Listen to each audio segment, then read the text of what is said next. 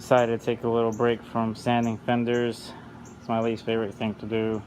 Been trying to customize my stock bumper from the Rhino 660 that I had gotten, so I think it turned out pretty good. I'm not a welder or fabricator by any means, but I think it turned out pretty good for my first real welding and cutting angles and stuff with the pipe. So there it is. I welded this, I made that, and I think it looks pretty good. Just trying to see if I should cover up the holes for the plastic cover that goes in the bumper. I think I'm gonna do it. It looks way better without it. If anything, I'll probably get some metal mesh sheet or something if I decide to cover this gap. Maybe I'll even put a light bar in here eventually, so I'm not sure exactly what I'm gonna do, but getting ready to sand it all down so I can prime it and paint it. Just wanted to let you guys see it. I think it turned out pretty decent for my first attempt. So I've been pretty busy. Seems like I haven't done much, but the fabrication part took a long time. I've never done this much before, so it's kind of a learning process. Everything's not 100% straight, but it's good enough, like this piece. So just went ahead and welded it, and then welded one in the bottom. The original one comes out a little further and then goes in, kind of tapers down. But I didn't feel like doing all that, so this works well with the bumper. I already kind of mocked it up. All I have left to do is drill a couple holes through here for the bumper to bolt on, and then I also made this little skid plate here that kind of goes in right there. So this is what I've done. I think it looks pretty good. I'm gonna have to change the brakes. Brakes are pretty much done. And now I'm getting ready to paint the rear like I did in the front. The rear is in pretty bad shape as well. It looks like once they got it stuck, maybe they let the mud sit there. This is why I wash it after every ride, because I don't want this to happen. So I'm gonna clean all this up. I'm gonna rebuild the rear differential. Already ordered some bearings.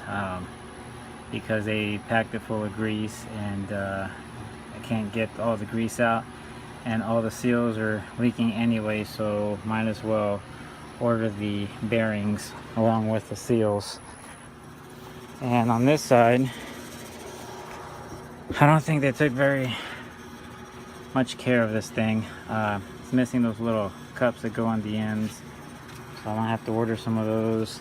And then down here, they don't even have a bolt on there. It looks like this just kind of made it stay in there because the bolt's a little stripped and fat. Looks like they hit it with the hammer. So I'm gonna cut that off right now so I can get this out. I'm gonna have to take the axles out to get the differential, so I figured it's easier to remove these, pop the axles out, and then it frees up the differential, and then all I have to do is just unbolt the bolts and get it out. So I'm gonna struggle with this here for a little bit. Once I get all that off, I'm gonna sand everything, prime it, paint it, make it look as good as the front. And I'm also gonna paint the shocks to match the front. I did the usual black with red, which I think makes the green pop really good. So let's go ahead and get this thing rolling so we can get it on the rims and start using this thing. Time to get the rear differential rebuild. Not really hard to remove. You just have two bolts on the top. Undo those and pull it back along with the drive shaft, and it should just come right out. Undo these bolts all the way around using an impact gun to tighten it back up. I wouldn't recommend using it because you could strip the case, so just do it by hand. It'll take a little bit longer, but you won't mess nothing up. I already kind of cleaned it a little bit. If you can imagine, just grease and water everywhere and mud. That's what it looked like. You can still kind of see some stuff that got dried there. It's in pretty bad shape. I don't recommend filling these with grease. All it does is just messes everything up, and then whenever you try to rebuild it or clean it to put diff oil, it just makes it really hard. You pretty much, is the only way to get it all cleaned is to remove it and clean it once you open it up. But some people like to use grease. I personally don't. I think, just like I said, messes things up really bad. I've seen differentials with holes in the side because the grease doesn't properly cool down the bearings, and it'll cause them to fail eventually. Maybe not right away, but it will. There's a reason why the makers recommend certain weights for oils and stuff. So anyway, I'm doing that now, getting it all cleaned out. I'm not sure exactly how I'm gonna do it yet. This just has 4 bolts here. Undo those, wiggle it out, and this kind of comes out. So it has a special nut there. Not exactly sure how I'm gonna get it out, but I'll figure something out, because that bearing is pretty toast thanks to the grease. The reason why I think that some people, or why this person used grease, is because he broke the case trying to get one of the seals out, it looks like. So this big old chunk here was missing. What I did, I couldn't find it anywhere. I'm sure it's been long gone. I just got some putties, kind of like a JB weld, and I kind of, with the seal still in there, I kind of formed it around to make sure it has a nice fit, and then I cut little grooves in them. You can kind of see them here and here, a couple on the top, and then some on the sides there. And I also, where it cracked, I kind of used a Dremel tool and kind of cut it in. Once the putty dried, you have to let it dry for about a day. Cut it all the way around. Then I got some JB weld and kind of went over it again to kind of give it strength. Then you sand it down to where it's pretty smooth. I use 400 grit sandpaper, and I think it's ready to get the seal installed. Once I put the seal in there, I'm gonna put some RTV, black RTV, to make sure nothing leaks out. But that's the reason why I think he put the grease in there, just to get them by, but I don't recommend it. So anyway, I'm gonna figure this out. Once I figure it out, I'll shoot another video, let you guys know how I took it out. So for now, I'm gonna go do some brainstorming, and then I'll be right back. Alright guys, so I finally got this stubborn crown nut out. It was seized pretty good because of all the grease, water, and mud that has been sitting there for who knows how long. So finally got it out. You do need a special tool, but this is what I came up with to remove it, because I don't want to buy a tool that I'm only going to use once. So what I did is I had a nut laying around that was almost the same size. I just cut some grooves. As you can see, you don't need this many. I only cut it, I tried it on this side and it didn't work, so flipped it, and I only cut grooves on one side, and then I kind of tapped it with the hammer to help it get guided in. But you can mess with it. There's a lot of things you can come up with. This one's a little bit easier than the Honda one, because the Honda has the actual pinion coming out, so you can't use something like this. So I made this as well, and it works pretty good. But I was scared I was gonna mess up those little things inside, so I just used the nut, and then I used this oversized socket. Goes right over it. And to remove it, you actually go to the right, and then to tighten it up, you go left. I did call the dealership because I didn't want to torque it the wrong way, and they gave me the wrong information. So make sure you go the right way. That way you don't sit there torquing it the wrong way for who knows how long. So just a little tip. Hopefully this helps you guys, and I'm gonna go ahead and move along to the other parts. The other stuff should be a lot easier than this, so I usually like to tackle the hardest, and then it makes everything go a lot smoother and faster. Alright guys, the next steps are pretty simple. Like I said, I got that bearing in there. I pressed it in with this, That way you don't mess anything up because it's so brittle and thin. If you use a socket or a punch and you miss, you could really damage all those bearings inside of there. So I just put this on there and put it on the press, and it slid right in. So that's what I did for that, and probably what I recommend. If not, then you can just, if you don't have a press, just use a hammer.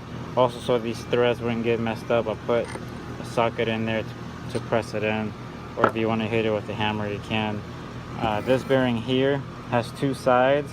One is kind of bubbled, and then the other side's flat. Flat side I put in the inside so it can seat flush with the bottom of the case. And to drive it in, because the same thing, these are different from the other bearings, like this big one here. What I did is I used this to drive it in there. So it goes in like that. I put it on the press, and I used the socket to press it in there. Once it gets really tight, I immediately stop, see if it's stuck. That way you don't crack the case, because this can crack really easily. So once I felt that it was getting a little hard, I just finished tapping it in with the hammer, same way. So it's flush now, everything moves good. I need to seat this a little bit better. But anyway, to get this one in, really simple. You just kind of put it in there and hit it with the hammer, a rubber mallet or something that goes right in there. So all I have left is to install that bearing, which I already have. So I just need to pretty much install it. It does have a seal. The kit comes with a seal, but I'm gonna go ahead and put RTV on here on the side, because I don't want it leaking or anything, and I don't want to take it all apart. So that's pretty much all you have to do to get the differential rebuild. The seals I haven't installed yet, but once I get ready for that, then I'll go ahead and get that done as well. So since your kit comes with seals, replace all of them. The other ones are good, but I mean, you already have them, so might as well replace them. So I'm gonna go ahead and put this together, finish putting it together, so I can button it up and then install the final seals and get it in the Rhino. Sorry guys, I forgot to mention how I removed that little bearing. If you're familiar with rebuilding these, or if you've never done one, that can be a pain in the butt to get out, no matter what brand ATV it is. It's always a pain.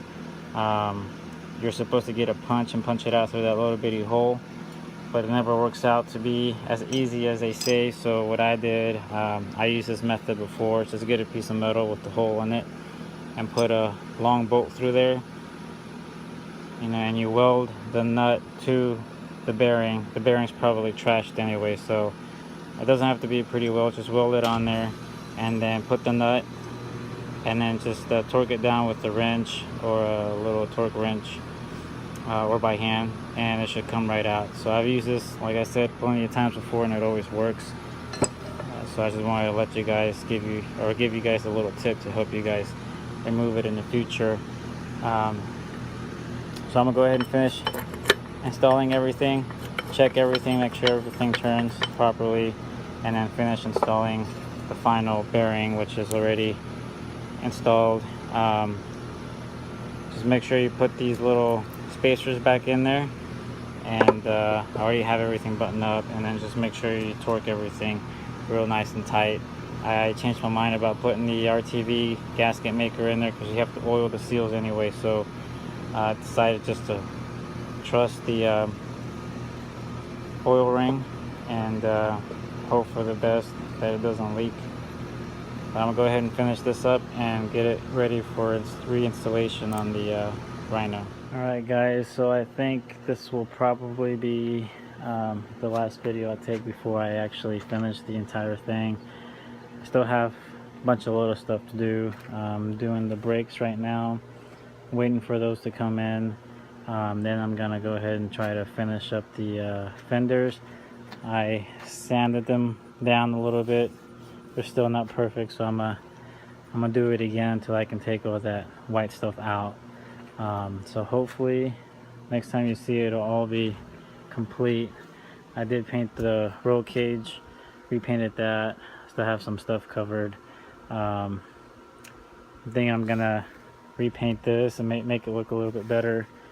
Have something that I want to do with the seats, but I won't show you guys until the actual finale of the video. So right now I'm gonna focus on the front stuff, get the bumper all installed, and the fender's looking good. I did think about wrapping it, but it was gonna be $500, and I didn't really want to do that because it's gonna get scratched anyway. So I'm gonna go ahead and fix the ones I have and then install the tires, and we should be good. So hopefully next time you guys see it, it'll look completely different.